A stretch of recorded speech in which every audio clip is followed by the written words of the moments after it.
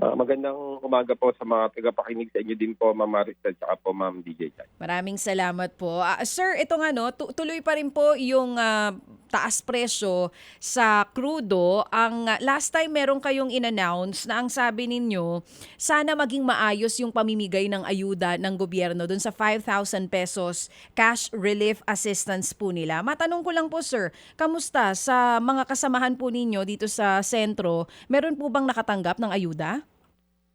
As of the moment po, Ma'am DJ, wala pa po, no? Kaya po nalulungkot din po kami dahil as of now ay nag-provide lang po ng list, pero meron po mga pagkakataon na pumila at ang reply po sa amin ay wala pa po sa kanila yung schedule. At the same time, hindi pa rin po naka-schedule dun sa mga LGUs yung mga delivery riders or yung mga members po natin. Ito pong sinasabi ninyo for DSWD po ito kasi yung sa DOTR, nabigyan din po ba kayo? Hindi pa rin po, Ma'am DJ yan. Ano pong paliwanag ang ibinigay sa inyo ng dalawang ahensya na ito kung bakit sa mga miyembro ninyo, sa mga kasapi ninyo, walang nakakatanggap ng ayuda? Apo, yung paliwanag po nung DOTR ay DSWD po yung mag-distribute.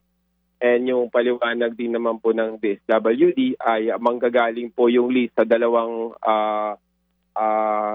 grupo. No? Yung una po ay iba-iba po yung sagot. Yung isa pong sagot ay dapat daw po manggaling sa LTFRB. Yung isa pong sagot manggagaling daw po sa mga delivery app companies.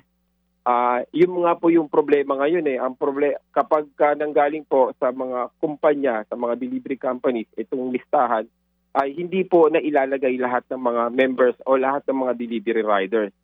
So, ang ginagawa po kasi nagpo-provide po sila ng link. Ngayon po, hindi po lahat ng mga delivery rider naka-receive po ng link na maglalagay sila ng details para ma-include po sila sana dito sa ayuda. At meron pa pong isang lugar na ang sinasabi ay dapat manggagaling sa LTFRB yung listahan, hindi sa kumpanya. So, kaya po ang gulo. Sir Jeff, Din po kami, to add lang po, Ma'am DJ, nag-initiate na po kami ng sulat sa DSWD po, aside po sa DOTR, at nagre-request po kami ng dialogo para po sana maging maayos yung pag-distribute na ito para iklaro po sino ba talaga yung makaka-receive, sino ba yung qualified, tapos po magkano. Kasi in certain area, meron pong isang area dito na 4,000 na lang po yung na-receive, pero ang alam namin ito ay 5,000. Tapos yung proseso po ng pagbibigay, pipila ba kami via online banking ba ito? Wala pa pong reply yung DSWD regional offices sa aming letter po. Sir Jeff, yung letter nyo, kailan nyo po yan ipinadala? Kasi yung sinasabi nyo na sana maging maayos yung proseso, March 22 pa to So, since Yes then, po. wala po dun sa hanay ninyo nakatanggap? Kasi meron ng ilang mga TNVS drivers ang nabigyan pero sa inyo wala? Yes po, wala pa din po. Nag-follow up po kami after po Monday lang po, sumulat po ulit kami nung Monday lang after po nung Holy Week. At naghihintay po kami nung sagot, no. Pero meron po nag-iisa, actually kahapon lang po 'to nangyari, no. Meron po isang LGU, kino-comment po natin yung LGU po ng Iloilo sa pagse-set po ng meeting with DSWD, with the chapter po namin sa Iloilo, para pag-usapan po paano yung proper distribution. Para lang po malinaw din sa mga nakikinig sa atin, etong Riders Group Sentro, Delivery Riders Group po ito. Ano-anong mga lugar dito sa bansa ang kasapi po ng inyong grupo? Buong Pilipinas po ba ito? Yes po, we have po na 24 chapters po nationwide. So meron po kami sa Mindanao, sa Visayas po, tsaka po dito sa Luzon po. Ang tansya natin, ilang mga riders po kasama ninyo sa grupo? Kami po ay nasa 2,500 po yung aming members. Pero po yung delivery riders po na nasa sector po nung food delivery ay ang data po ng ating gobyerno ay nasa around po ng 800,000. Okay, sa data 800 pero ang nasa grupo ninyo 2,500. Dito sa mga kasapi Yes, ng sentro, may mga nakatanggap pero kulang, pero mas marami ang hindi pa nakakatanggap. Tama po ba 'yon? Yes po, Ma'am DJ. Marami pa pong hindi nakakatanggap. At meron pong ilan nakatanggap na, kagaya po na sinabi ko kanina, ay 4,000 lang po yung receive. Kasi daw po ay wala na daw pong fund. So, paano po ito? Anong plano ninyo ngayon? Lalo wala pang sagot ulit. Ito bang mga sulat ninyo, address mismo sa DOTR at sa DSWD, sa mga secretaries po natin? Sa regional directors na po ng mga LGU. Mm. Kasama na din po doon yung sa letter, yung kami na po yung nag-o-offer na paano tayo magtutulungan para ma-filter po talaga yung mga lehitimo na mga delivery rider within the area. Paano yung mode ng distribution. Kasi ang gusto nyo sana, hindi rin po kayo sang-ayon na manggaling sa mga kumpanya nito mga ride-hailing apps, yung kung sino yung driver na bibigyan? Yes po, kasi po last time po, no, nagkaroon din po tayo ng fuel subsidy, ay malaki po yung naging problema natin dito. Pinipili po ng mga delivery companies kung sino yung bibigyan. At the same time po, ay nagkaroon din po ng problema sa distribution.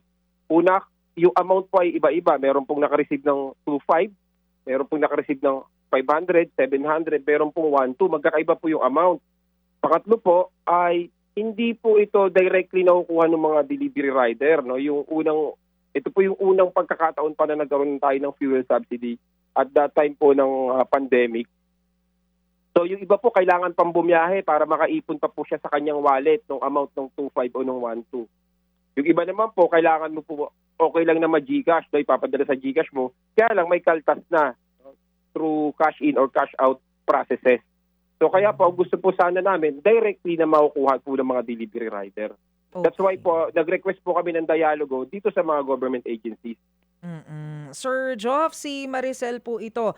Nabanggit nga ninyo na Yes po. sana dapat direkta na doon sa mga delivery riders yung tulong, yung subsidy. Pero nabanggit nyo rin po Opo. kanina na kasama po doon sa ino-offer nyo ay kung ano-ano yung magiging mode para po mas maging maayos at effective yung distribution nitong subsidy, tulong para dito sa ating mga riders. Bukod po doon sa nabanggit ninyo na dapat direkta na doon sa rider, ano pa po yung bahagi ng inyong proposal sana? Sa yung proposal po namin, kami po, tutulong na po kami mag-distribute kasi kaya po nating i-identify sino po yung mga legitimate na rider eh. Oo. Kasi totoo naman po na mayroon pong problema na mayroong mga nakakadoble ng kuha. May mga hindi naman po lehitimo na rider. So kami po, makakatulong po kami mag-identify. Kami po yung nasa ground at kilala namin yung mga kapwa namin delivery rider. So paano pong tulong yung tinutukoy ninyo, Sir Joff? Ito po yan, no? So that's why we requested po ng dialogue. Yung una po, paano mag-identify sino yung mga qualified na delivery rider. Kasi yung claim po ngayon ng mga delivery companies ay kung sino lang yung full-time. Yung mga part-time hindi makakakuha. Pero po ang problema po doon ay lahat naman po tayo apektado. Oo. That's why. Pangalawa po yung amount. Ito na po yung problema na naging problema na rin last time. Ang usapan, ang pagkakaalam po namin, na nalalabas din po sa media, ito po ay 5,000. Ngayon po, 4,000 na lang po yung na-receive sa ibang area. Yun na po yun. Tapos po, yung mode ng distribution, kung pipila ba kami, o kaya ay direct na lang kami sa mga LGU para tumulong sa pag-distribute. Kasi po, mayroon po time na nag-announce po sa isang LGU, no, nahiya na lang akong i-announce dito, pero nagkaroon po, tapos pumila po kami. At that time ng pagpila, pagdating po namin sa aming pwesto ay hindi pa daw po namin schedule. I see. Pero may announcement na for delivery riders na po yun. Opo. Meron naman pong isa, ang announcement for delivery riders na, pero at that time, nung dumating kami, tinatapos naman po yung mga kasamang tricycle driver. Ayun. So, ang gusto nyo po sana, meron kayong boses to identify kung sino yung mga legit na delivery riders sa hindi. Isa po yun, at siyempre po, para po ma-secure na tama po yung amount, at masigurado po na ma-receive po ng mga legitimate po na mga delivery rider. When you say na to secure na tama yung amount, masiguro na tigfa 5,000 kagaya po ng in-announce. Yes po, kung 5,000 po. Opo. Yun po Tama po. sinasabi ninyo na nakatanggap ng 4,000. Meron po ba kayong estimate kung gaano kadami itong tinutukoy ninyong riders na 4,000 lamang yung natanggap? Anong area po ito? Sige po, ito po ay nangyari po sa Tarlac. Oh. Tas gaano po Opo, kasi kadami? lang po Baka yung- meron po yung kayong numero. Ay ano po, nagpalista po ay yung nasa listahan daw po as per DSWD po sa Tarlac ay nasa 16,000 daw po, no? Ayun po yung sabi sa amin nung nakipag-meeting po kami. Pero yung hindi na daw po mabibigyan lahat ng tagpa 5,000 itong 16,000 na mga delivery rider. So yung around 600 po ay makaka-receive lang po ng 4,000. So paano po pinili kung sino yung 600 na 4,000 lang yung natanggap? Yun din po yung concern namin. Paano po ba sila namimili? Paano po sila naglalagay ng list? Okay. So, Kasi po, hindi po talaga siya transparent eh. Hindi naman po namin alam kung sino po yung na-provide, kung tama po bang rider po yan, o baka common po yung corruption ngayon eh, di ba? Hindi po natin alam kung naglagay lang dyan ng Juan de la Cruz. Di ba? Yun po eh. I see. Pero yung sinasabi po ninyo na pamamahagi dito sa Tarlac, in cash po ito, kagaya din ng ginagawa doon sa ibang AIX na pinamigay. Apo, in cash po ito. Ito po ay mga ginagawa sa mga municipalities. Apo. So, kanina po, ang sinasabi nyo rin na concern, parang nagkakaroon ng diskriminasyon between dun sa mga full-time riders at saka po dun sa mga part-time. So, simulan po natin dun sa full-time. Magkano po ba yung full tank ninyo ngayon sa kasalukuyang presyo ng petrolyo kapag ikaw ay full-time na gumagamit ng motor for delivery?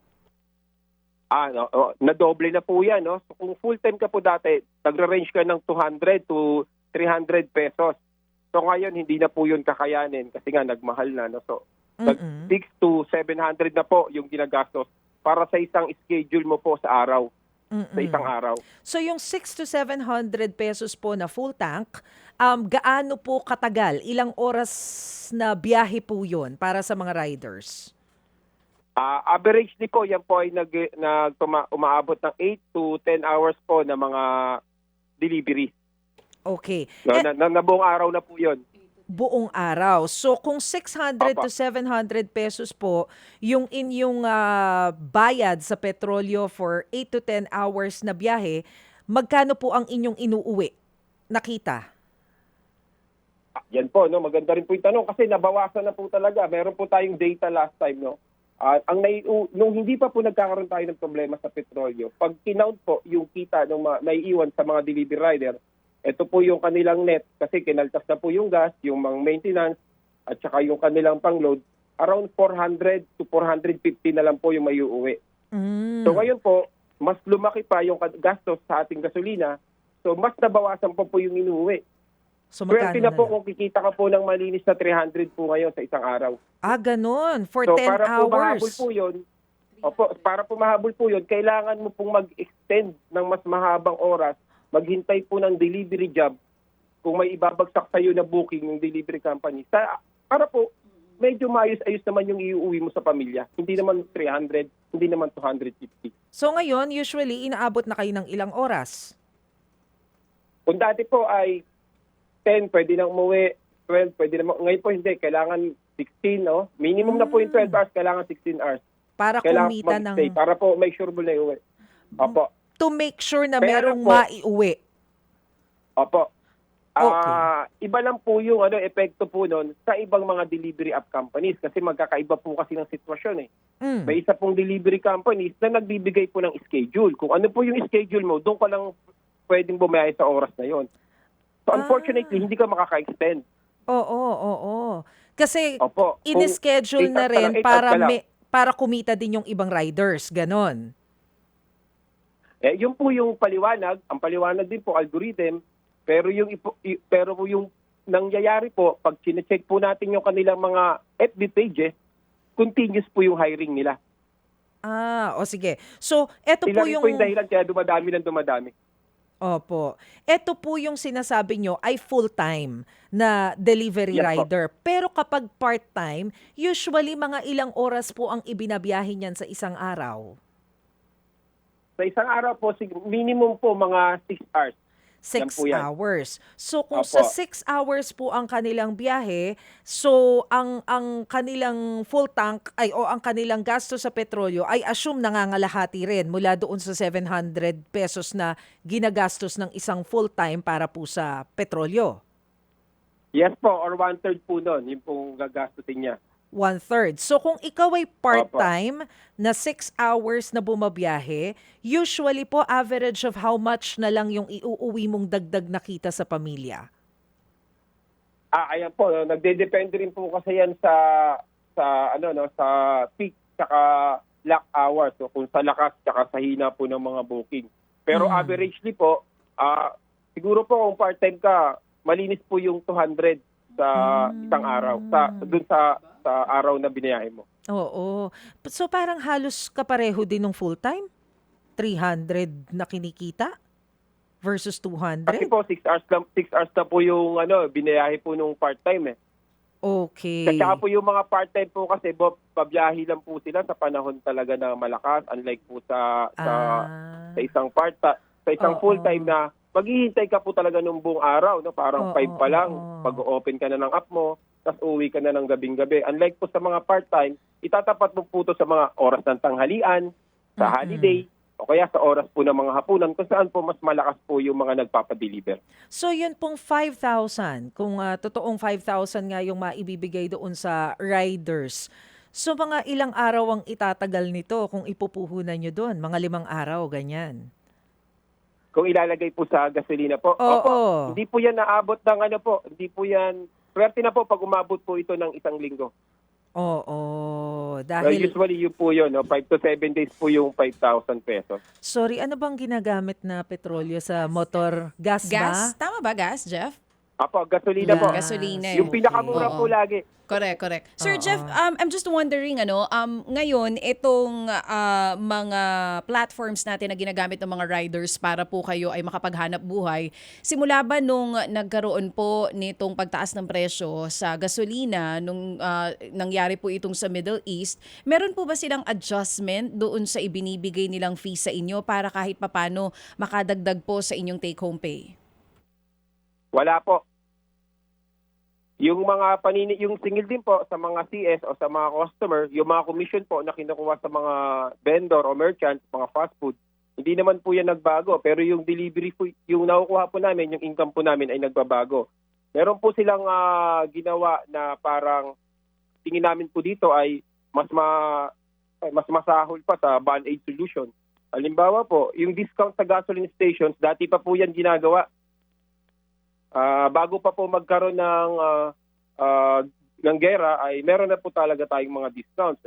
And yung discounts po, ito po ay partnership no company and the gasoline station. So, Unfortunately, wala Oo. po masyadong itong epekto sa ating mga delivery rider dahil ito po ay piso o 2 piso kung ikukumpara po sa Oo. mga plus 20, plus 15 pesos. so Sir Jeff, Nagbigay din po sila ng incentives, riding incentives po. Ang ibig sabihin po nun, kapag bumiyahe ka, na complete, halimbawa po, naka 25 deliveries ka sa isang araw, meron ka pang additional na 70 o 50 pesos. Pero kailangan mo rin po yung ibiyahe, kailangan mo pa rin yung pagtrabahuan. Hindi po yan automatic na parang grant. So yun po. Okay. So wait Sir Jeff, dalito ako kasi sabi mo wala. Pero may binibigay na discount ka mo dun sa mga nagpapagasolina. So meron po ba o wala? Paano po ba? Yung discounts po ay dati pa po yan bago pa po magkaroon ng gera. Okay. Pero yun nga po, pag yun, sinabi po nating bigay po sa kanila, ito po ay through the effort ng gasoline station. Oo. Para kumita rin yung gasoline station, Oo. tangkilikin sila. Oo. At the same time po, ay ito po yung pagpipilian ng mga delivery rider. Pero kung tatanungin nga po kung may epekto po ito, wala po kasi piso, 2 piso. Kumpara po sa 20 hanggang 15 pesos na So, pagmamahal ng gas. sa madaling salita, Sir Jeff, walang dagdag incentive or kita na ibinigay itong mga platforms na ito. So ngayon na lang po, since malinaw na karamihan pa rin nga po sa grupo ng sentro ang hindi pa rin nakakatanggap ng tulong galing po sa gobyerno and even yung platforms, wala rin pong maibigay kaninyo na tulong sa inyo. Ano na lang po ang panawagan ninyo? Lalo wala pa rin naman pong tugon dun sa liham ninyo. Yun po, ang panawagan na po namin, direkta na po kay Secretary ng DSWD. Kami na po yung magre-request sa kanya ng dialogue kasi po talagang hindi po umuusad. Kung dumedirekta po kami sa mga regional director, baka kailangan na po yung mas mataas na may panunungkulan para bigyan po ito ng aksyon. Oo. Kasi unang-una po, ang sinasabi namin, ito naman pong amount, itong pong subsidy nito, hindi naman po ito galing sa mga platform companies. So bakit po nila hinaharang yung mga legitimate na mga delivery rider at yung mga affected na delivery rider? So dadirect na lang po kami ng dialogo sa DSWD Secretary. Kay Secretary Yun po yung Rex isa. Gatchalian, oo. Apo. Mm. Tapos yung pangalawa po ay nakipag-coordinate na rin po kami sa Department of Labor and Employment yung mga possible po na assistance sa mga delivery riders na pwede nating i-avail, no? Habang nararanasan po natin itong dilubyong ito sa langit. Oo. Sir Jeff, as we speak, pinarating na rin namin sa DSWD at sa DOTR ito pong concern ninyo. Pero meron bang Maraming pong salamat. Oo, ngayon po pinasabihan na namin sila dito sa mga nabanggit nyo sa amin, maging doon sa mga kulang kanin nyo na ayuda na natanggap doon sa Tarlac. Meron bang ikinakasa na kilos protesta po ang inyong grupo kapag pa hindi po kayo pinakinggan dito po sa hiling ninyo? As of the moment po ay kasama yan sa plano, pero kailangan po din namin pagka mag-usap-usap nationwide, dahil nationwide po yung aming membership, kung ano yung mga possible po na hakbangin, kasi anything po na magiging action ay will affect po yung aming pong livelihood. Sige po. Sir Jeff, makikibalita kami soon ha, at mag-iingat po kayo. Kamusta nyo kami Apa. sa mga kasamahan nyo po sa sentro? Maraming salamat po sa pag-airing ng aming concern. God bless po sa ating lahat. Oo, maraming salamat Sir Jeffrey Labodahon, National Coordinator nga po ng Riders Group, sentro na may 2,500 members po na mga delivery riders sa buong bansa. Mga kapatid, para sa iba pang mga balita at impormasyon, sundan niyo po kami sa X, Instagram, Facebook at syempre sa TikTok, True Network PH. Mag-subscribe din po kayo sa aming YouTube channel, True Network. May website din po tayo, truenetwork.ph. At pwede nyo rin po kaming mapanood sa Channel 19 ng aming True FM TV. Lagi pa rin makinig sa radyo dito po sa 105.9 True FM dahil dito, laging true sa'yo, kapatid. Ito tayo sa totoo, tunay at tapat.